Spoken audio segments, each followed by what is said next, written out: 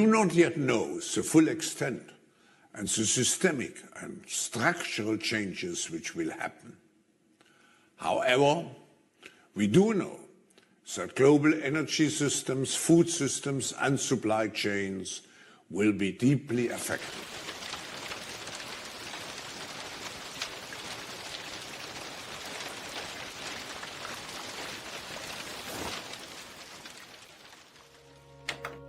Welcome to the year 2030. Welcome to my city, or should I say, our city. Boy, the conspiracy theories are coming fast and furious these days. I can't keep up. I don't own anything. I don't own a car. I don't own a house. I don't own any appliances or any clothes. What we're talking about here is kind of distrust of institutions. In our city, we don't pay any rent because someone else is using our free space whenever we do not need it. My living room is used for business meetings when I'm not there. It's important that we look at what's happening right in front of us. Shopping? I can't really remember what that is. For most of us, it has been turned into choosing things to use. Sometimes I find this fun, and sometimes I just want the algorithm to do it for me. It knows my taste better than I do by now. Control your soul's desire for freedom, it says. Any effort to succeed at delivering on the Sustainable Development Goals. My biggest concern is all the people who do not live in our city, those we lost on the way.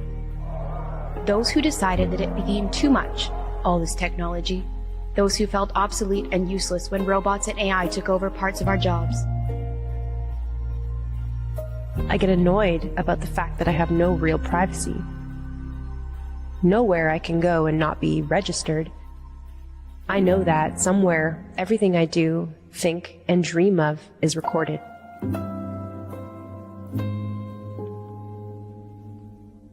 You'll own nothing and you'll be happy. It's a phrase you've probably heard over the last couple of years, but what exactly does it mean? Where does it come from? And what exactly is it? In this docu-series, I will walk through with you a plan, a vision, an idea that the mainstream media are calling a conspiracy theory.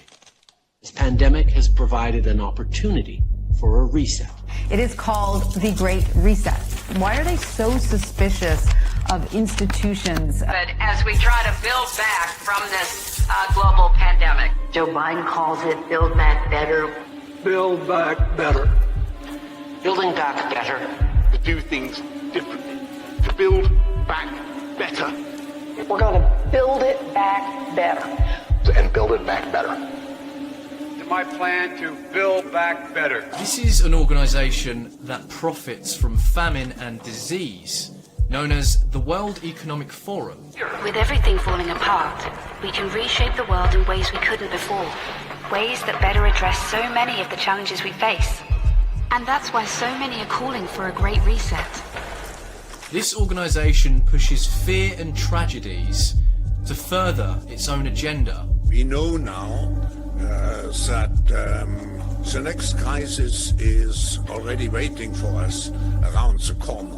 One that will dictate what you own, what you eat, what you think, under the guise of a sustainable future. With climate change set to dwarf the damage caused by the pandemic, the message from 2020 should be abundantly clear. Capitalism, as we know it, is dead. And when someone calls this a conspiracy theory, they don't realise that the information is right under their nose. We want to be a very transparent organization. In the year 2020, March to be exact, COVID-19 plagued our television screens, social media timelines, radios, and the newspapers.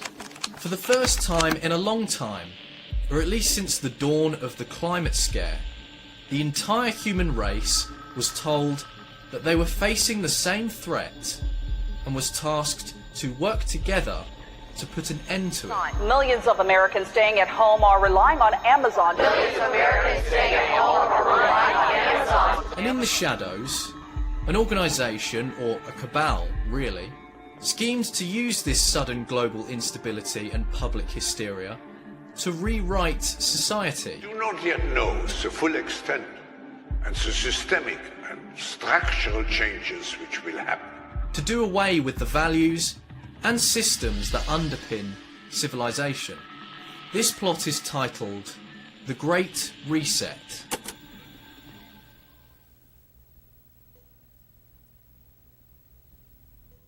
This idea, known as the Great Reset, was announced in 2014 and pledges to redefine the social construct between governments and individuals by creating a global, sustainable system through electronic identification, universal basic quality services, and the reconsideration of industries such as oil and gas, and even technology.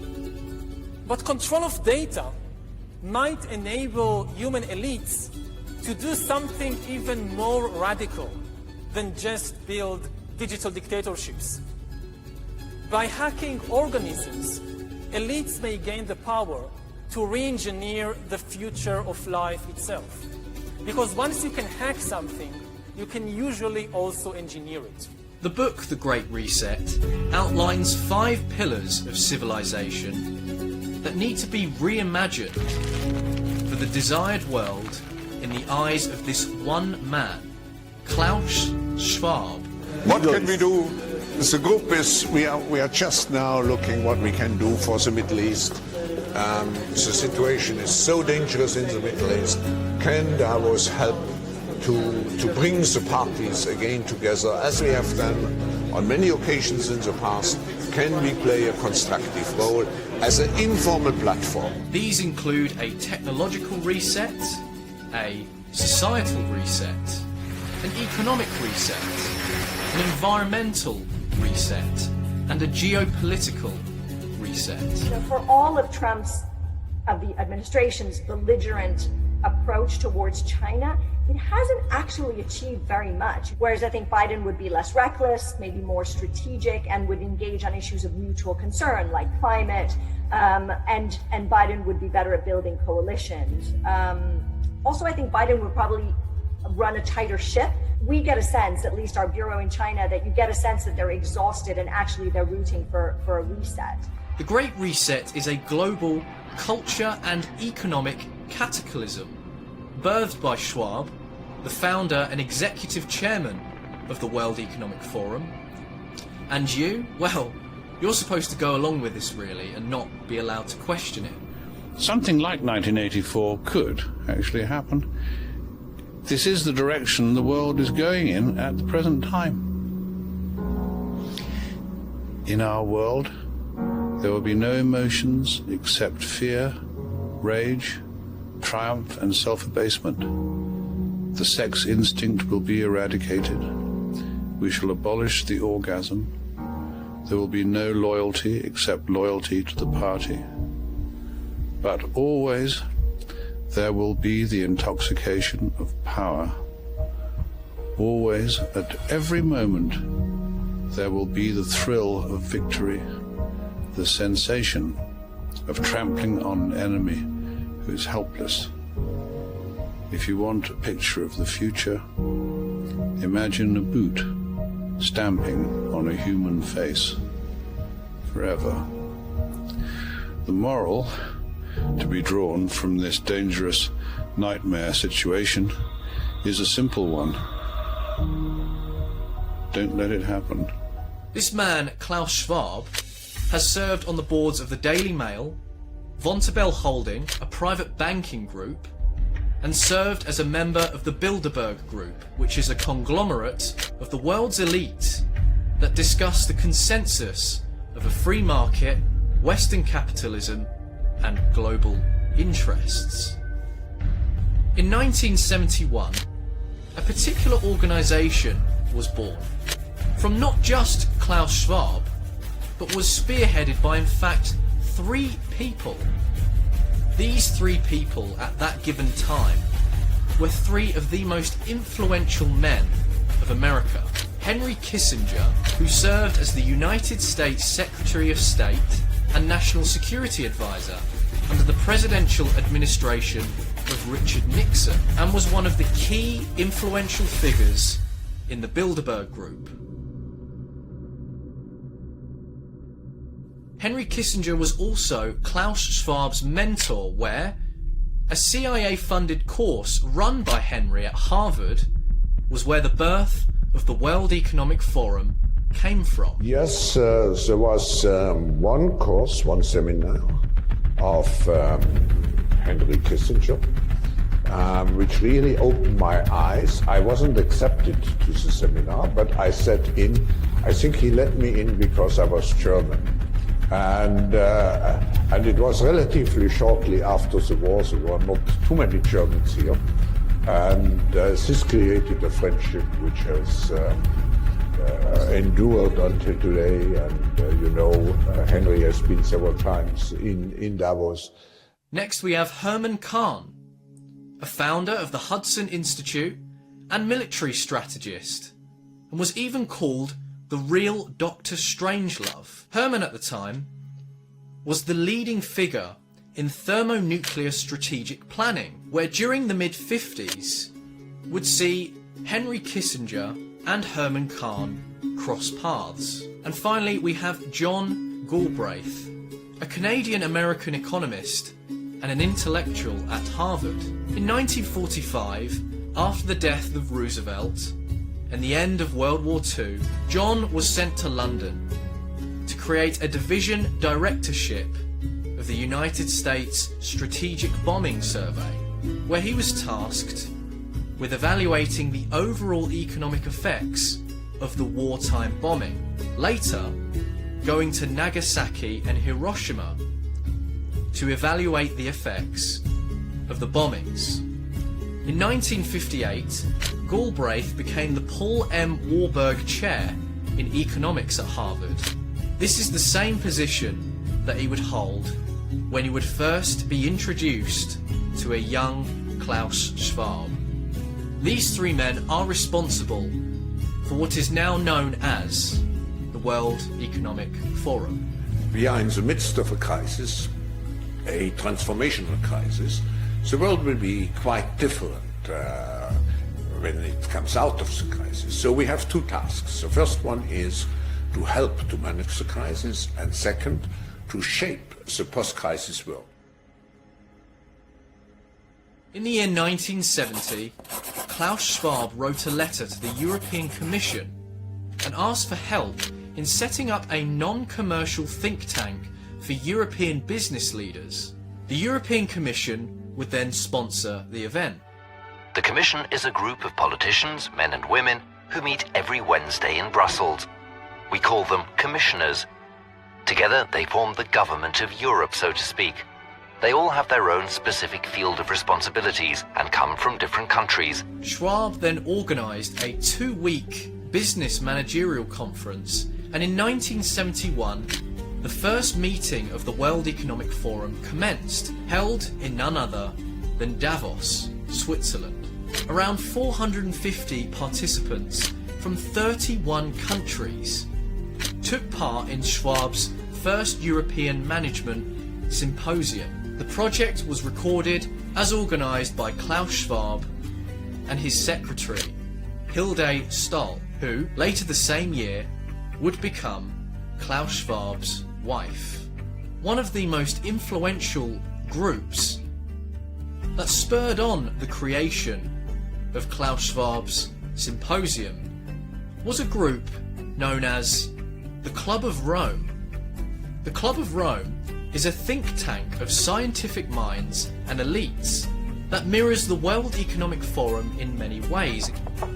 We need to encourage civil society, media and political parties to embark on what I would call public education campaigns with a focus on democracy and human rights, and by all means of tolerance. 𝗲𝗓𝗍, an Italian industrialist, Alexandra King, a British chemist and pioneer of the Sustainable Development Movement, and David Rockefeller, an American banker and philanthropist, whose family name is possibly the most notable, being one of the richest families to ever live.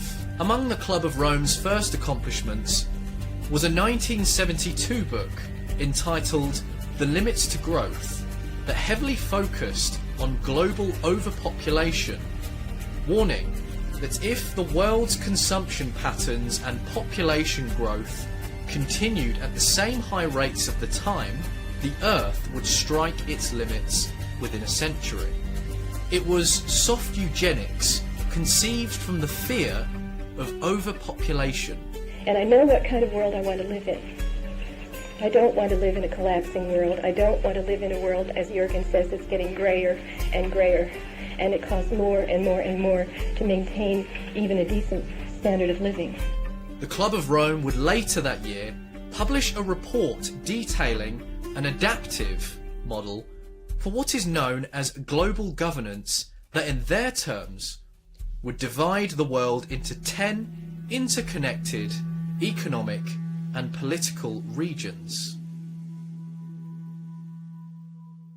In these years, the elites that are part of both the World Economic Forum and the Club of Rome have argued out in the open for the public to see, including notable figures such as Al Gore and Bill Gates, both at the World Economic Forum, have pitched on how a contraceptive pill is a key tool in the fight against climate change, where Al Gore says, and I quote, "Depressing the rate of child mortality, educating girls, empowering women, and making fertility management ubiquitously available is crucial to the future shape of human civilization."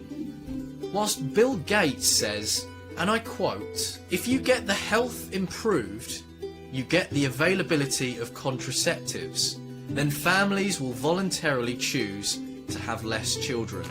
It is not a secret that both these organisations mirror each other with their agendas. Bear in mind as well that Bill Gates and Al Gore both have children. They mean they want other people to have fewer children.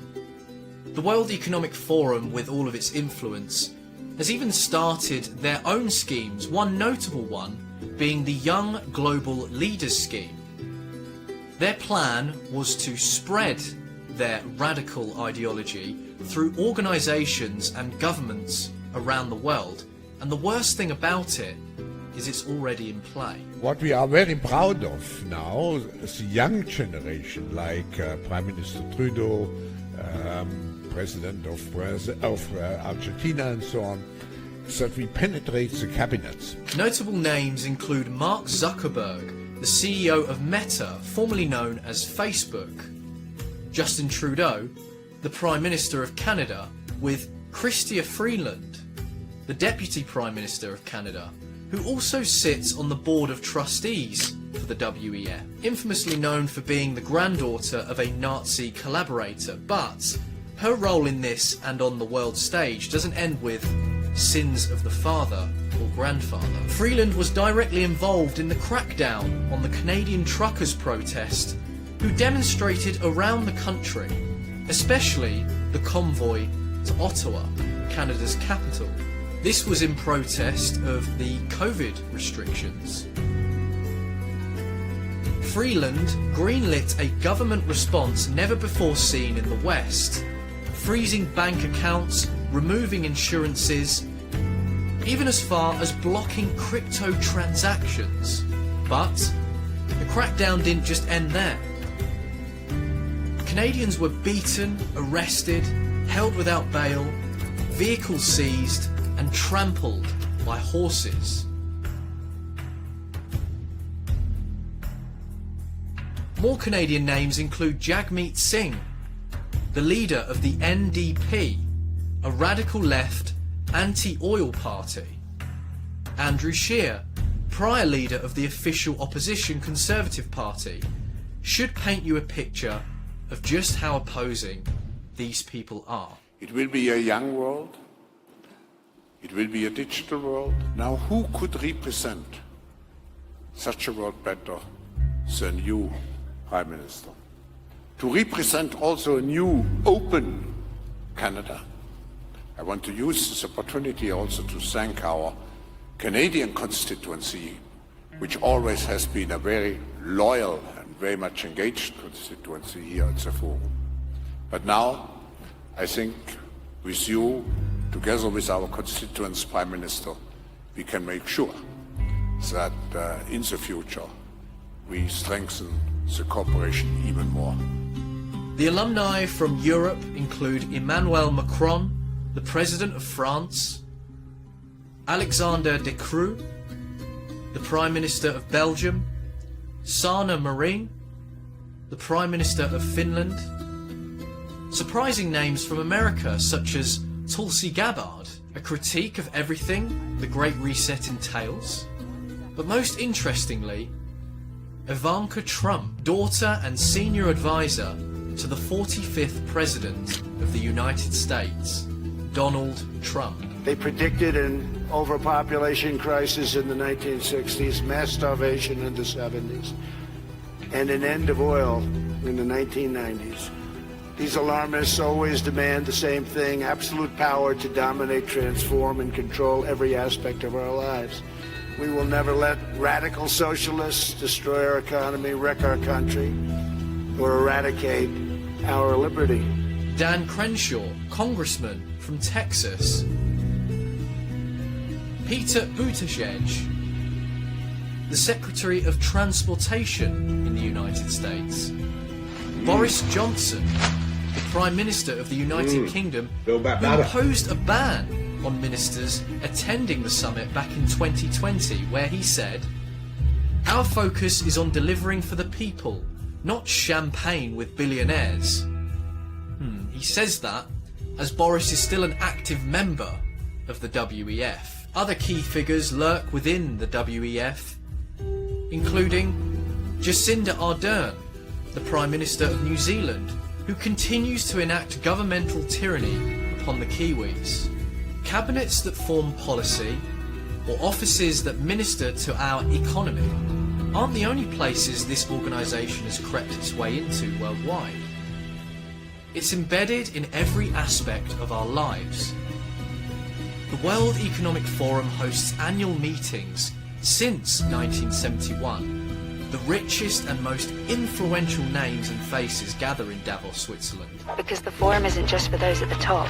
It's also about creating opportunities for anyone who wants to make the world a better place. Every industry leader attends, and even certain individuals from the entertainment industry. Names like will.i.am from the Black Eyed Peas, Pharrell, the famous American music producer and songwriter, Leonardo DiCaprio. And not only has he starred in many blockbuster movies produced in Hollywood, but has used his platform to echo climate alarmism. If you do not believe in climate change, you do not believe in facts or in science or empirical truths, and therefore, in my humble opinion, should not be allowed to hold public office. Bono from U2, the Irish rock band, who works hand in hand to reshape global sectors. It's amoral. It requires our instruction. Capitalism has taken more people out of poverty than any other ism, but it is a wild beast, and if not tamed, it can chew up a lot of people. Rajiv Shah, the president of the Rockefeller Foundation. Any effort to succeed at delivering on the Sustainable Development Goals requires doing that in fragile states. The world does not have an effective approach to supporting fragile states in being successful, especially coming out of conflict or coming out of a disaster. And Chad Hurley, the co-founder and CEO of YouTube. Well, I think they're just hearing the message now that the internet is truly evolving into a platform for communication, and that they would be able to harness that energy to have their views and their messages expressed to the world. The summits every year share a new theme. In 2009, it was shaping the post-crisis world. In 2017, was responsive and responsible leadership. In 2018, it was creating a shared future in a fractured world. And in 2020, the summit named The Great Reset was hosted alongside a particular royal family member, Prince Charles, which set off every alarm in the minds of those who are paying attention. And we build again, in a greener, more sustainable and more inclusive way. Was COVID the Great Reset? And what lies in the future of our world? I hope to answer these questions for you during this series and give you the facts and knowledge in order to resist this creeping, radical globalism.